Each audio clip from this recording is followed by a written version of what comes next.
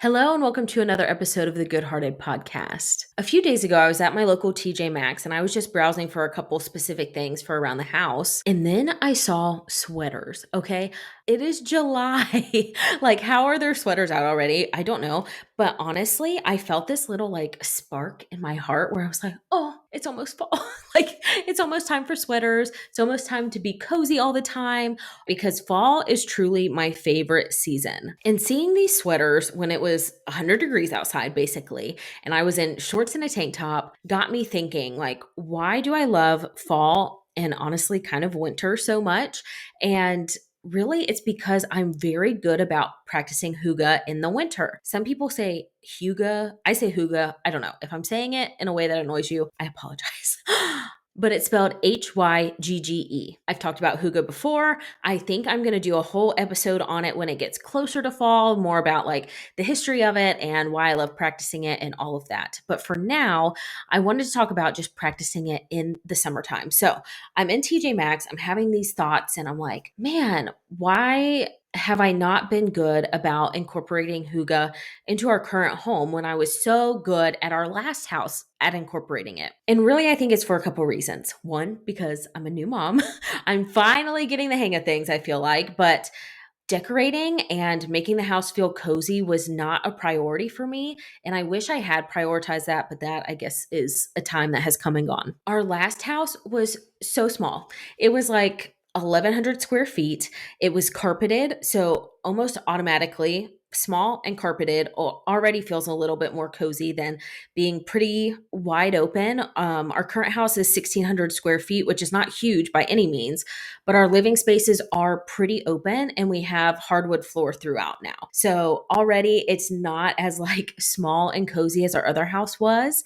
And in our other house, we had tons of blankets and throw pillows and family photos everywhere and all of these things that easily made our house feel cozy. I also had candles everywhere and wax warmers, and we didn't have a ton of natural light that came in, and we didn't have ceiling lights anywhere. So I had lamps everywhere. So automatically, those are like a lot of the elements of hygge. In this house, we have natural light, but it's kind of in weird places. So our living room is always pretty dark, and I do have lamps in there, but we have put an overhead light in there, but I don't really use that much. We use it more for the fan, but it still just feels kind of big and empty. I haven't committed to putting anything on the walls.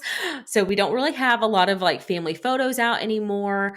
I don't keep my blankets and my pillows out because now that we live with hardwood floor, the animal hair is like out of control. And we have our robot vacuum that runs like every day, but still, anytime I would put like one of my white fluffy pillows out, it would get covered in my dog's long black hair. So like it just has not been a good combination, and I haven't found another kind of pillow that I like to replace those. And right now we have some like hand-me-down leather furniture because again, we have critters, we have a baby.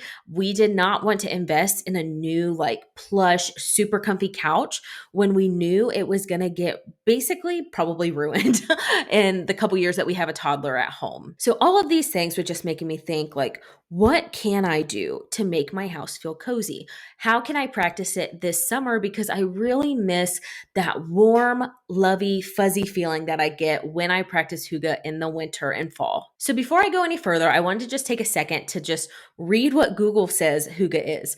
So it is a quality of coziness that engenders a feeling of contentment or well-being, regarded as a defining characteristic of Danish culture. So before we went on our trip to Florida, I actually started listening to The Little Book of Hygge on audiobook on my Libby app, but I wasn't able to finish it before we left, and I honestly haven't gotten back into it. I let my loan expire, and so I'm going to have to renew it.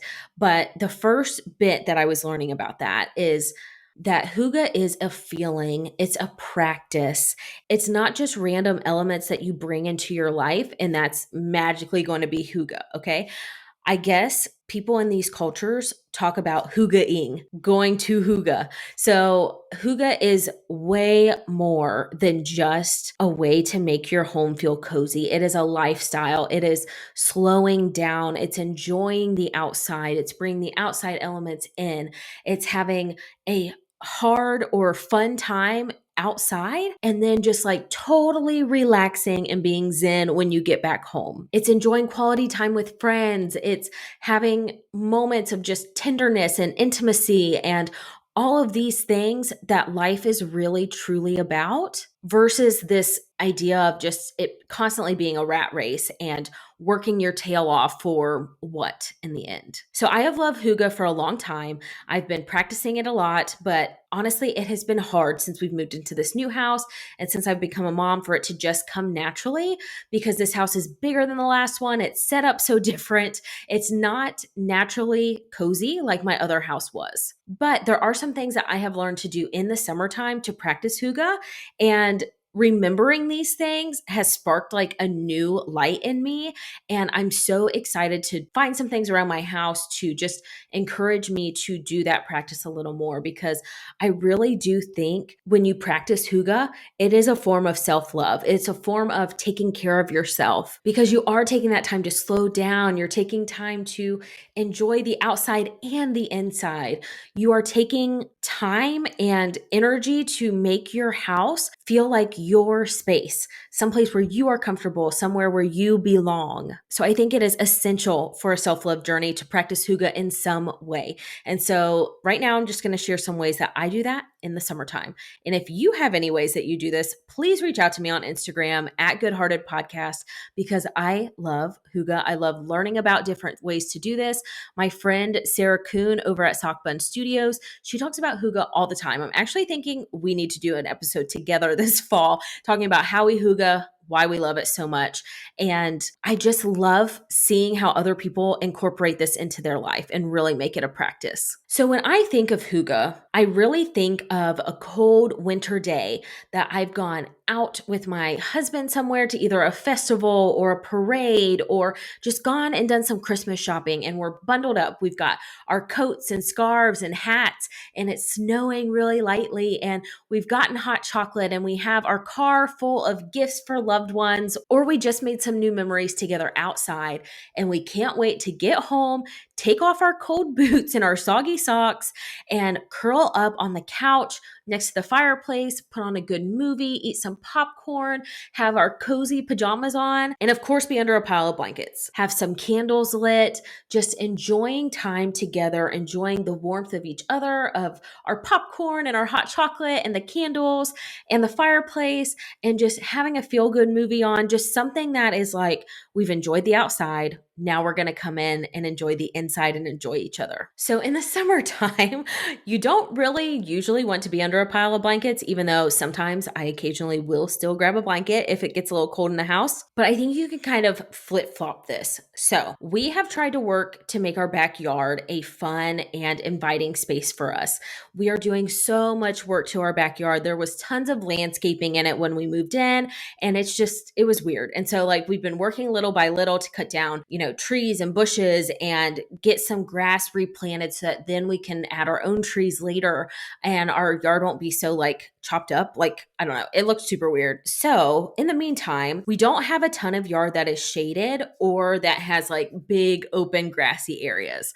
So instead, we've turned some areas that were landscaped into like our hammock area. And so we have a hammock stand that is outside all the time. We don't actually keep our hammock out constantly just because we don't want it to get nasty. So it is kind of a hassle to roll it up and unroll it every time, but it's so exciting to me to go get my hammock and put it up. And so I love getting on the hammock when there is a little bit of a breeze, and it's just so relaxing and zen to me. I can read a book. I can listen to a podcast. Honestly, I normally just nap in the hammock, and it is amazing. Now, if there's no breeze, it gets super hot and I get super sweaty. I don't like that, but as long as there is a breeze, I am good out on my hammock, even though there's no shade. So last year we got an inflatable pool for the backyard, which was a blast. I loved having it. Harper loves getting in the pool. And so it's a great way for her to kind of get the wiggles out, for us to both be outside and stay cool since we don't have a ton of shade in the backyard. And it's just nice to be in the water. It is not a huge pool. It was like $40 from Walmart, but it has cup holders and backrests, and it lets me be outside without sweating my ass off. And honestly, I always kind of feel like I'm on vacation when I get out of the pool, like, because we just never had a pool at home before. So even though it's small, it's just on our back patio. I love having the inflatable pool. And sometimes I'll just hop right over to the hammock afterwards, or we can go play on her slide out back, just something. We can go in and get something to eat and then get back in the pool. It's just a nice way for us to enjoy the outside without roasting. Last year, I also found some plastic Adirondack chairs at Target, and they have a little cup holder that pulls out, a slit for like your phone and your sunglasses. And these chairs have been so nice. I love Adirondack chairs, but normally the wooden ones are so big and heavy and expensive. And they also kind of lean back too far for me. Like, I'm short, okay? I'm 5'4".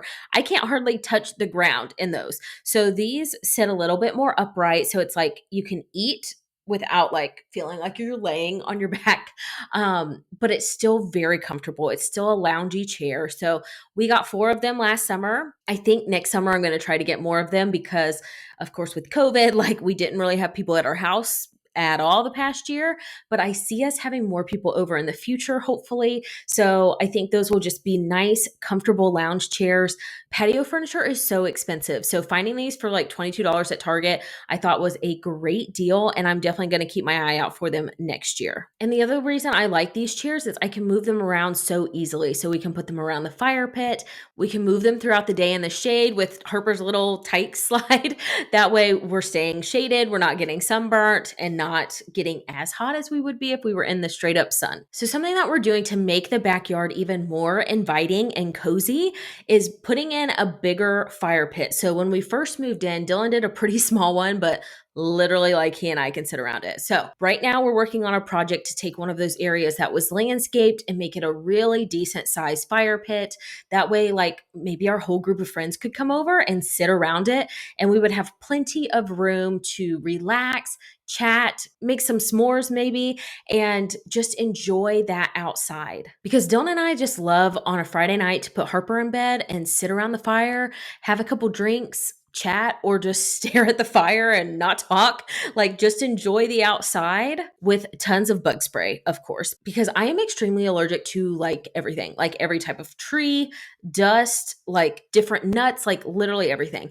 And so it's really hard and almost impossible for me to go on like a nature hike because I have allergies. And then that makes my asthma act up. And so it's just like very bad combination. So me hanging out around the fire pit is like the most I'm going to enjoy the outdoors during the summer and early fall, or being in a pool.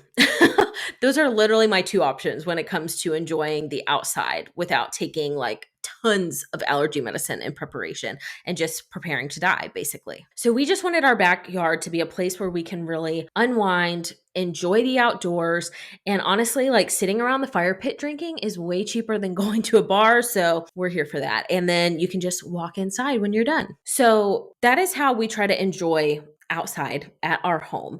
And I'm trying to come up with some new ways to be cozy inside without it being like a warm, cozy kind of thing. So I ended up finding my little fairy lights that I had in my old house. And so I just put those up around our living room light and on the little shelf over our couch with some of the decorations, because those things really do just make a room feel magical and warm and inviting. Like I always forget how good I feel when I see those. Like I feel like a little kid almost. And I'm sad that I've had those packed away for so long and I didn't put them up, because for a long time I really only did that at Christmas. But I think it's perfect to enjoy those all year long. And I also want to put up little like bistro lights in our backyard, maybe over the hammock area, over the fire pit area, kind of in a tree that's next to it. Because we had those at our old house, and oh my gosh, it was so cute. Like our patio was shit. Like we had a covered, fenced in or like screened in patio, but most of the screen was like gone. Like it was in rough shape. But I had those bistro lights and it looked cute as hell out there. And it just made it feel like eating in our backyard was a date night, because it just felt like that warm, inviting space. And that's what I want to recreate in this house. So adding the bistro lights outside, adding more twinkle lights inside. I'd really like to find other places to put those as well. I'm thinking about trying to put them somewhere in Harper's room and maybe even our bedroom, even though we don't spend a ton of time in those rooms. just so that bedtime and like getting ready for bed feels a little more magical. Why the hell not? I'm also trying to find summer scents that I like because I love fall scents. I love burning them in the fall. And I think that's why it's my favorite season because all of the candles smell so good. So, my trick is finding good smelling candles in the summertime. So, right now, I have one from TJ Maxx that's burning, and I think it's the DW brand and it's called Lava. But I've seen ones that smell like this at little boutiques that are the like volcano ones. It's just kind of a, I don't know, like neutral but sweet, kind of citrusy almost smell. But it's very summery. I like it. It smells good. Summer scents just aren't my favorite. But my friend Kiana, who just did an episode with me in episode 22, actually sent me this one. It is a rose quartz. It's called Universal Love from Crystal Light Candles. I will definitely link this Etsy shop in the description because this candle is gorgeous. Okay. It has a wood wick. If you are listening to the podcast, I'm showing on YouTube in this video what the candle looks like. And it literally has crystals in it and it has rose petals and it is hand poured, it is soy wax, and it is moon charged. Okay. Like what? So beautiful. It smells so, so good. So, this might be my new summer candle. It seriously smells amazing. And like I said, it's just so hard for me to find summer scents that I enjoy. I am all about the warm, caramely, coffee, bakery smelling candles in the fall. So if you have any scents that you really love for summertime, please let me know because I will look into those. I had one last year that was like churro, and that was like sweet, like cinnamon sugary, like it smelled really, really good, but I burned through all of those and I have not found any more at TJ Maxx. So sad day. But I love the vanilla ones. It gets kind of boring to me, I guess, over time. So again, if you find any summer scent that you like, please let me know. So another thing I've been doing is trying to keep my books handy. So I will keep some in my bedside table. I've got some back here. And then I'll also like take whatever I'm reading out of the bedroom with me and bring it into the living room all day so that anytime that I'm just like, I'm down for a second, Harper's playing, or she's down for a nap and I don't have to work, like I can just sit there and read and enjoy that quiet time. And it makes it so much easier to grab for my book. So I'm loving that because I feel like that is something that is very fall-y to me, very cozy to me, but I can still do that in the summertime. Like I can still read inside and just make time for that, slowing down, investing in myself, and also kind of escaping while enjoying my cozy home. Another thing I'm trying to think about more is making like those really good smelling meals that just fill the whole house. So in the fall and the winter, I make lots of soups, lots of crock pot meals, lots of things that just make my house smell so damn good. And like the food is delicious, but I'm just not always in the mood to make stuff like that in the summer. So instead, we like to do a lot of breakfast for dinner or on Saturdays, making breakfast at home.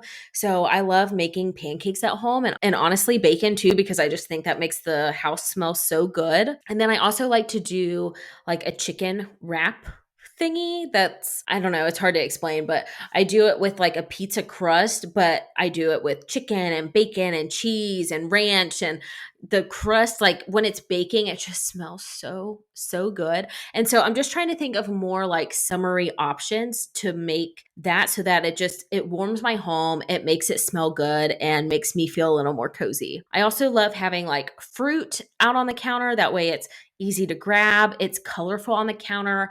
It's fruit that's like in season, And so in the winter, it's nice to have, treats out or banana bread or something like that. And I just feel like the summer is the perfect time to have that pretty colorful fruit out. And then maybe I'll go for that instead of the bag of chips also. But just bringing that nature inside, because a lot of people are able to be good plant moms. I am a terrible plant mom.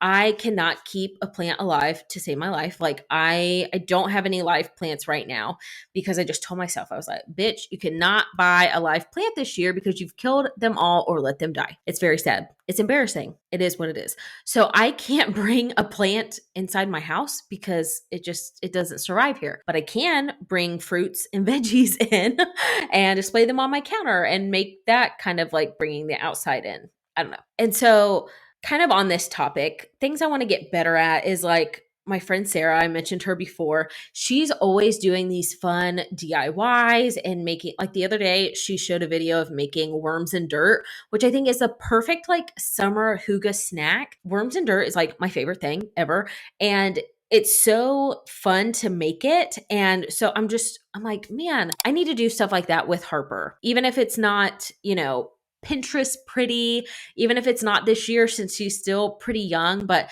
keeping those things in mind for the future of just being together, making memories, making things together, because that's all part of hygge and all things that I want to regularly incorporate in my life. So if there are any ways you like to practice hygge, please let me know on Instagram at Good Hearted Podcast. I am always looking for new things to do and try and incorporate.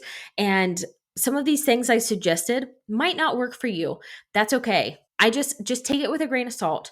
Try something, see if it works for you. If not, ditch it or tweak it to see if it would work better for your lifestyle and your personality or whatever it is by tweaking it just a little bit. So I hope this episode was helpful. I hope it inspires you to practice hygge in some way this summer. And I cannot wait to dig into this topic a little bit more in the fall, because that is, I think, the perfect time to talk about hygge. But this is just your little warm up to enjoy it now. And then we can get in full swing hygge by fall and winter this year. If you enjoyed this episode, please be sure to like and subscribe so you don't miss any future episodes. And I'll see you in my next video.